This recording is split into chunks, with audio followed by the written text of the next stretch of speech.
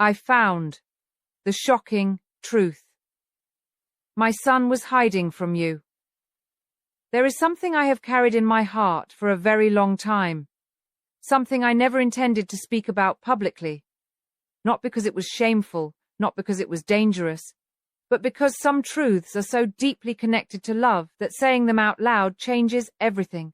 And tonight, as I sit here thinking about my son, thinking about the years that passed faster than I ever imagined they would, I realize I can no longer keep this to myself. Because what I discovered was not what I expected. The truth was not about money. It was not about success. It was not about fame. The truth was about something far more fragile. It was about his heart. And if you are the woman who has been wondering why he seems distant, why he seems impossible to understand, why he sometimes feels close and unreachable at the exact same time, then I hope you stay with me until the end. Because what I found changed the way I see my son forever. Before we continue, if this conversation already feels familiar to your heart, I hope you will gently like this video. Subscribe if these quiet talks about love and family make you feel less alone. Tell me where you are watching from and what time it is where you are. Share this with someone you care about, who still believes love deserves patience. And thank you for spending these moments with me. You know, people often think mothers know everything about their children. That is one of the biggest misunderstandings in the world. We know their first cries. We know the way they looked when they took their first steps. We remember the tiny details nobody else remembers. But there comes a point in every child's life when part of their heart becomes a private country, a place even a mother cannot enter without permission. For many years I believed I understood my son completely. I knew how his mind worked. I knew what motivated him. I knew what frightened him, or at least I thought I did. Then one evening something happened that forced me to question everything. I was looking through old memories, old photographs, old messages, pieces of life that quietly accumulate over decades. And suddenly I noticed a pattern so obvious that I was embarrassed I had never seen it before. Every major decision he had made, every period of intense work, every moment people called him obsessed, every chapter that appeared cold from the outside, they all happened during one specific emotional condition. He was protecting himself, not from failure, not from criticism, not from the world, from heartbreak. That realization stopped me completely, because mothers spend years worrying about whether their children are eating enough, sleeping enough, working too hard, but very few of us stop to ask whether they are carrying emotional wounds nobody can see. Have you ever loved someone who seemed stronger than everyone else? Someone who appeared completely independent? Someone who looked as though they needed nobody? Did you ever discover that beneath all that strength was simply a person terrified of being hurt again? I think many women watching understand exactly what I mean. As mothers, wives, daughters, and grandmothers, we learn that the strongest people are often carrying the heaviest burdens. My son was no exception. The shocking truth was not that he had been hiding another life. The shocking truth was that he had been hiding pain. Pain so carefully disguised that even people closest to him never fully recognized it. I started remembering conversations from years earlier. Moments I had dismissed at the time. Tiny clues. Little comments. Brief silences.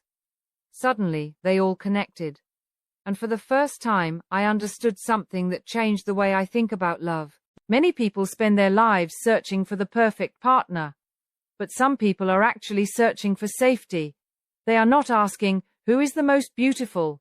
They are asking, who will not leave? They are not asking, who impresses me? They are asking, who understands me? They are not asking, who excites me today? They are asking, who will still be here when life becomes difficult? Those are very different questions. And once I understood that, so many things finally made sense. You see, the world rewards achievement. The world celebrates ambition. The world applauds accomplishment. But the human heart measures life differently. The heart remembers kindness. The heart remembers loyalty. The heart remembers who stayed. I began thinking about the woman I hope enters my son's life. Not a perfect woman. Perfect people do not exist. not a woman who agrees with everything he says, not a woman who never makes mistakes. I hope for a woman who understands something deeper. A woman who knows that love is not built during easy days. Love is revealed during difficult ones. Do you believe that? I would genuinely love to know. Have you ever discovered who truly loved you only after life became complicated? Because that is often when masks fall away. That is often when truth appears. As I continued uncovering old memories, I found something else, something even more surprising. The moments when my son appeared most confident were often the moments he felt most uncertain. I know that may sound impossible. But many successful people learn how to wear confidence like armor. It protects them. It helps them function. It allows them to move forward. Yet underneath that armor there is still a human being, wondering whether they are enough, whether they are understood, whether they are loved for who they are instead of what they accomplish. And perhaps that is one of the saddest realities of modern life. Many people admire achievement. Far fewer people truly understand the person behind it. The more I thought about it, the more emotional I became. Because every mother wants one thing for her child. Not perfection. Not wealth. Not status. Peace. Real peace. The kind that comes from sitting beside someone who knows your flaws and chooses you anyway. The kind that comes from being fully seen and fully accepted. The kind that allows a person to finally stop performing, to finally stop proving, to finally stop carrying everything alone. Maybe that is why this truth affected me so deeply. For years I had been evaluating relationships through the wrong lens. I was looking at compatibility, I was looking at timing, I was looking at circumstances, but the hidden truth was much simpler. The real question was always this: who makes him feel safe enough to be vulnerable? Because vulnerability is where real love begins. Not perfection, not chemistry, not excitement. Vulnerability. Tell me something honestly. When was the last time you allowed someone to see the version of you that wasn't polished? The version that worries, the version that cries, the version that feels afraid, the version that still hopes despite disappointment. That is the version capable of creating genuine connection. And that is the version most people spend their lives trying to hide. As these realizations continued unfolding, I found myself thinking about a conversation from long ago. A conversation I barely remembered until now. He had said something simple, so simple that I almost ignored it. But years later it returned to me with enormous significance. He said that sometimes people misunderstand what strength actually is. At the time I nodded and moved on. Now I understand. Strength is not emotional distance. Strength is not pretending nothing hurts. Strength is not refusing help. Real strength is remaining open after disappointment, remaining hopeful after heartbreak, remaining capable of love after loss. And that may be the hardest thing any human being ever does. The truth I discovered was leading me somewhere unexpected. It was forcing me to reconsider everything I thought I knew about the future. Because if the right woman ever enters my son's life, she will not change him through pressure. She will not change him through demands. She will change him through trust. And trust changes people in ways control never can. That realization brought tears to my eyes. Not because I was sad, because I was hopeful. Hopeful that somewhere there is a woman who understands this. A woman who values loyalty more than attention. A woman who values character more than appearances. A woman who understands that love is not a competition. Love is a partnership. And yet, as I continued uncovering these truths, I stumbled across one final realization. A realization so unexpected that it explained everything. It explained the silence. It explained the distance. It explained the walls. It explained the secret he had been carrying for years. And when I finally understood what it was, I sat completely speechless. I sat there for a very long time after that realization. The room was quiet. The kind of quiet that feels heavier than noise. The kind of quiet that forces you to listen to thoughts you have been avoiding for years. As a mother, there are moments when you suddenly see your child through a completely different lens. Nothing about them changes, Yet somehow everything changes. You begin connecting memories that once seemed unrelated. You begin understanding behaviors that once confused you. And you begin realizing that some of the things you worried about were never the real issue at all. That was exactly what happened to me. The truth I discovered was not hidden inside a diary. It was not hidden inside a message. It was not hidden inside a conversation. It was hidden inside a pattern that stretched across years, a pattern that revealed one heartbreaking reality. My son had spent much of his life convincing the world he did not need love as much as he actually did. The moment that realization arrived, my heart broke for him. Not because he was unhappy, not because he was lonely, but because I finally understood how much energy it takes for a person to pretend they need less love than they truly do. Have you ever done that? Have you ever told yourself you were fine alone when you secretly wished someone would call? Have you ever smiled and acted strong while hoping someone would notice the sadness behind your eyes? Have you ever convinced everyone around you that you needed nothing because asking for something felt too risky? I think many women have. Especially women who have spent years taking care of others.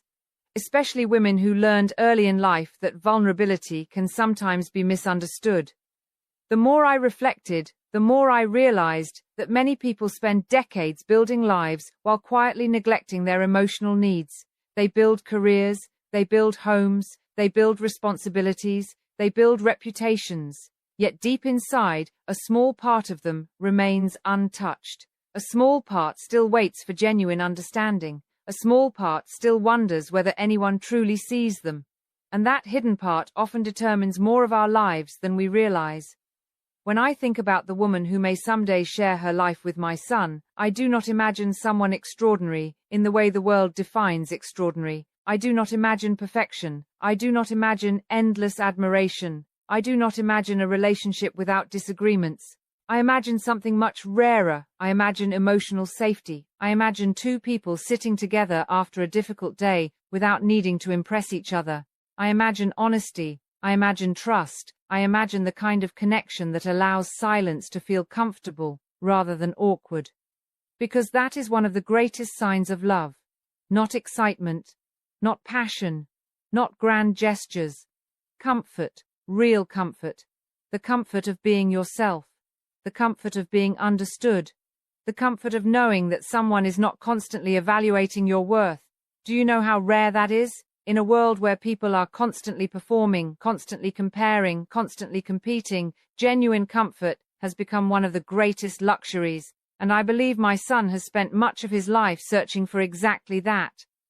The shocking truth was not that he was hiding another side of himself.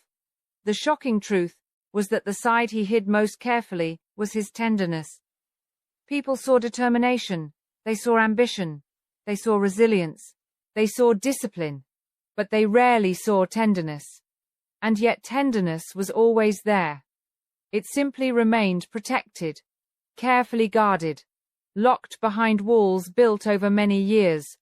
Those walls were not created overnight. Walls never are. They are built brick by brick, disappointment by disappointment, loss by loss, misunderstanding by misunderstanding. Eventually a person stops expecting others to understand. Eventually, a person begins protecting themselves automatically. Eventually, vulnerability feels dangerous. And once that happens, love becomes more complicated, not impossible, just complicated. Because love requires access to places fear wants to keep closed. As these thoughts filled my mind, I remembered something from many years ago. A moment that seemed insignificant at the time. My son was younger, much younger.